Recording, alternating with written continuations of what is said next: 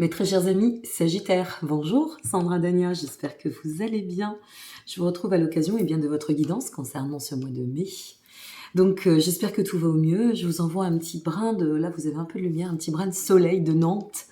Et ça fait du bien, même si ça caille un petit peu encore, hein, quand même. Hein. On a vraiment hâte que ça se réchauffe. Alors, j'ai fait un petit sondage. J'avais fait déjà ce sondage le mois dernier. Dites-moi, s'il vous plaît, où vous êtes situé par-delà la France. Il y a une grande communauté mondiale. Donc, peu importe. Dites-moi où vous êtes situé. C'est toujours très sympa de savoir comment interagit sa communauté. Et ça me fera plaisir de vous lire. J'espère que tout va au mieux. Alors nous allons découvrir cette guidance qui est valable pour nos amis Sagittaires et ou ascendant Sagittaire. N'oubliez pas que nous sommes sur le mois d'avril, donc n'hésitez pas à retourner voir votre vidéo pour ce mois d'avril, y compris pour votre ascendant, ce qui vous permettra de voir la corrélation avec cette guidance du mois de mai. Alors bien évidemment, c'est bien pour le mois de mai, peut-être ça ne vous parlera pas dans l'immédiat, si c'est le cas, ça n'est pas grave. N'hésitez pas cependant à pensez à vous mettre un petit rappel et à revenir voir cette vidéo. Parce que bien souvent, j'ai des personnes qui reviennent quelques semaines, voire des mois après, et qui me disent « Oh là là, j'ai regardé les 2 derniers mois et c'est exactement cela », alors que sur le moment, ça ne m'avait pas du tout parlé. Donc, on va découvrir avec les tarots, et puis on terminera avec mon petit Anaya, que vous pouvez vous procurer, y compris, vous avez dû le voir passer pour faire très rapide sur l'écran. Dorénavant, en complément de mes consultations à distance, je vous propose des consultations en présentiel sur Nantes. Cependant, mes amis, je vous le précise, je ne consulte plus que 3 après-midi par semaine. Donc, imaginez le flux que cela génère en termes de demande, mais surtout, la limitation en termes de disponibilité. Donc, si vous voulez un rendez-vous au plus tôt, n'hésitez pas, quand je vous dis au plus tôt, comptez entre 15 jours et 3 semaines d'avance de toute façon, en termes d'attente. On y va. On est parti et on va voir ce qui vous attend, amis Sagittaires. Concernant ce mois de mai, nous commençons avec le 7 de coupe. Bon, c'est pas mal. Je vais essayer de recentrer pour que vous puissiez bien voir les cartes. Le valet de bâton, là ça devrait, je pense, être bon. Je la replacerai au fur et à mesure, c'est pas grave. Et le chariot. Oh, qu'est-ce que j'aime cette carte, le chariot, elle est super cette carte. Le 6 d'épée. Je vous expliquerai après pourquoi j'apprécie foncièrement cette carte du chariot. Le 8 de bâton, pour suivre. Ah non, j'en ai pris 2, hop. La reine de bâton, génial. Le roi de coupe, bah écoutez, j'ai envie de vous dire que tout va bien. Le magicien, très bien. Et puis, pour cette fin de mois, la tempérance. Eh bien écoutez, quoi demander de plus? Tiens, le 10 d'épée en énergie à lâcher, intéressant parce que je ne sais pas si c'est pas nos amis scorpions qui ont eu le 10 d'épée à lâcher aussi. Bon, nous verrons bien, ça c'est l'énergie. Le 4 d'épée en conclusion, parfait. Et nous avons pour le message céleste l'étoile, la finalité. Bon, c'est pas mal. On termine avec Anaya et on voit tout cela par la suite. Qu'est-ce que ça vient nous dire, amis Sagittaires? 7 de coupe, valet de bâton, le chariot. Bon, ce que ça vient nous dire là, clairement, c'est que on démarre le mois.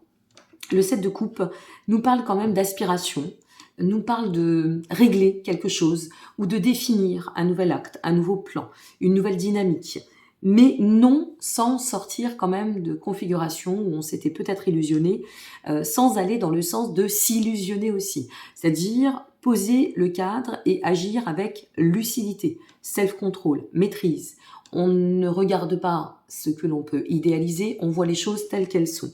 Avec le valet de bâton et le chariot, ça vient ici, ce valet de bâton, c'est novateur. Donc, une nouvelle idée, un changement de cap, quelque chose où peut-être il nous sera nécessaire de faire un petit sacrifice, mais pour aller dans le sens de toute façon de l'ouverture et de l'accomplissement.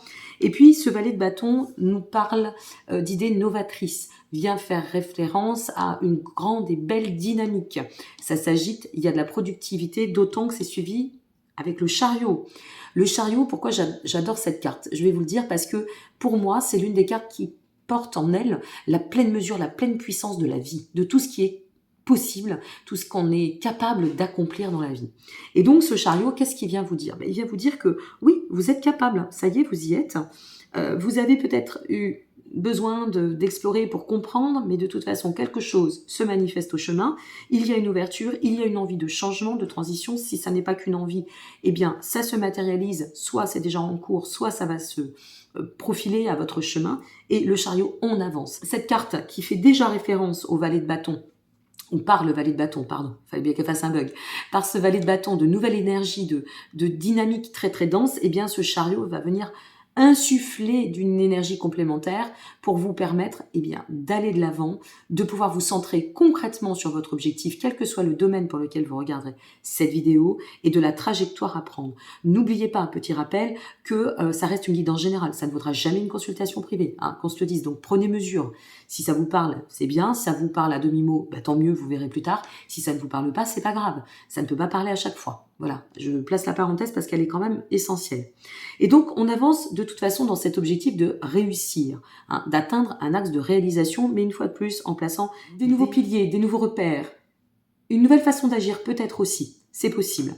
Alors, en agissant comme cela, eh bien, on va de l'avant, et c'est l'énergie du 6 d'épée, du 8 de bâton et de la reine de bâton qui se place au chemin. Ça, c'est plutôt génial. Pourquoi ? Parce que le 6 d'épée, ça vient nous dire, eh bien, en agissant ainsi, tu vas dépasser toutes les difficultés possibles.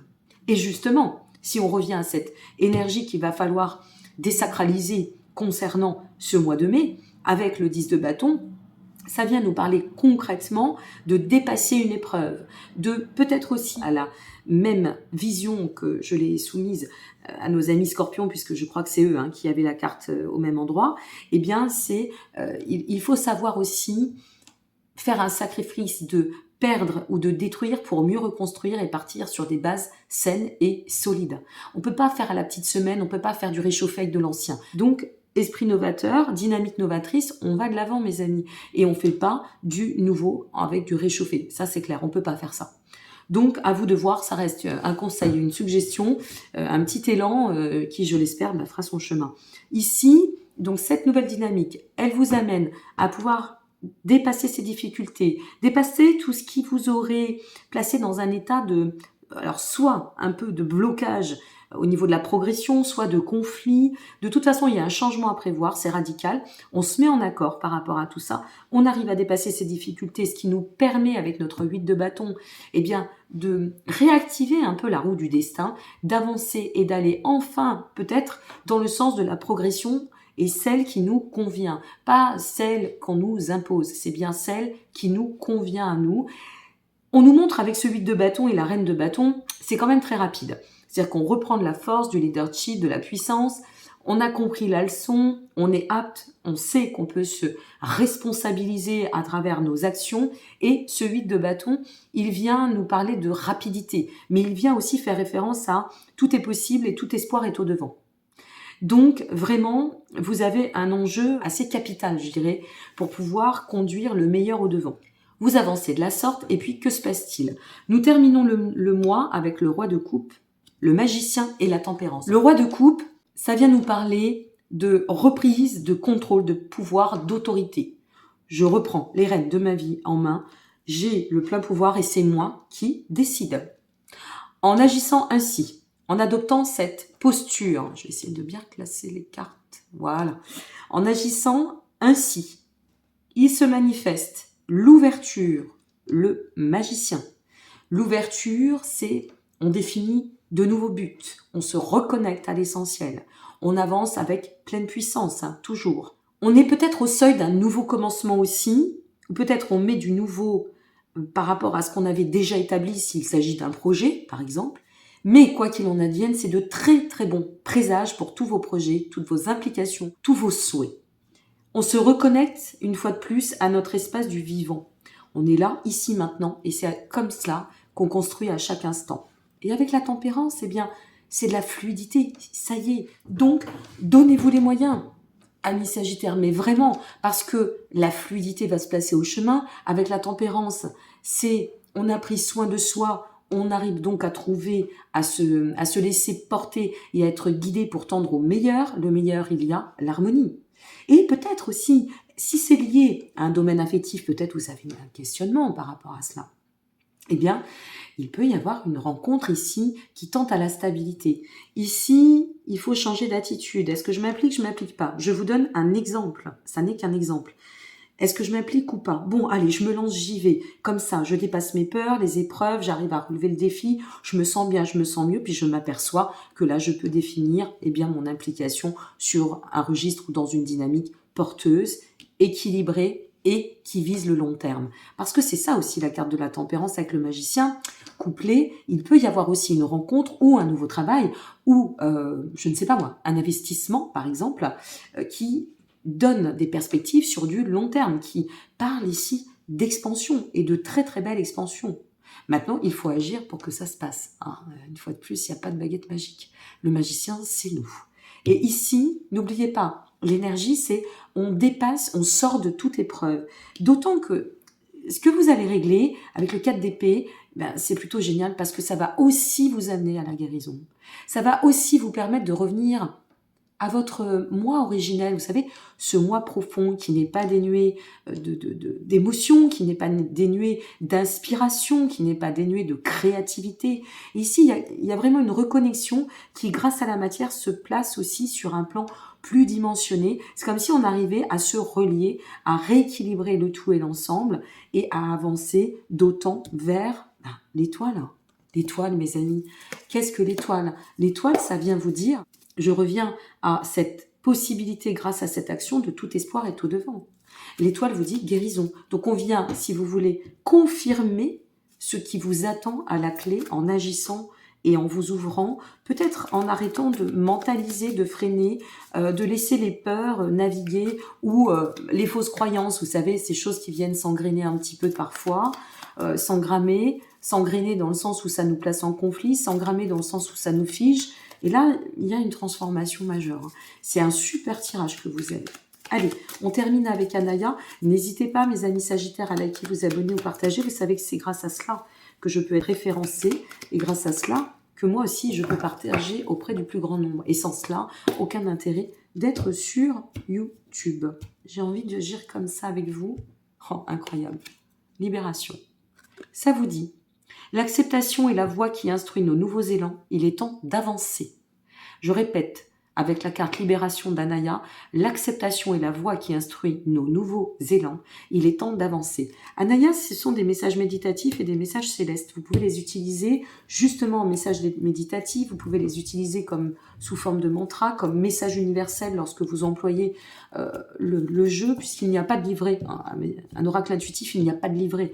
Quand on achète, par exemple, le petit oracle des anges avec les phrases, on ne va pas demander un livret pour expliquer les phrases. C'est de l'intuitif, c'est de la connexion. Donc, voilà ce qu'Anaya a à vous dire. Mes amis, vous avez un super tirage, Sagittaire et Ascendant. Surtout, n'hésitez pas, vous avez tous les liens en dessous de cette vidéo pour aller voir votre Ascendant, s'il est différent de votre signe solaire, me consulter, retrouver le nom d'un des oracles ou les playlists et aussi la vidéo de la nouvelle lune du 8 avril qui à sa place, je vous invite vraiment à la regarder. Ça sera très ludique pour vous, vous comprendrez l'enjeu sur les 6 mois à venir en termes de transformation. Et en attendant, eh bien, je vous remercie pour votre présence et je vous souhaite un très très beau mois de mai. À très bientôt, prenez soin de vous. Au revoir.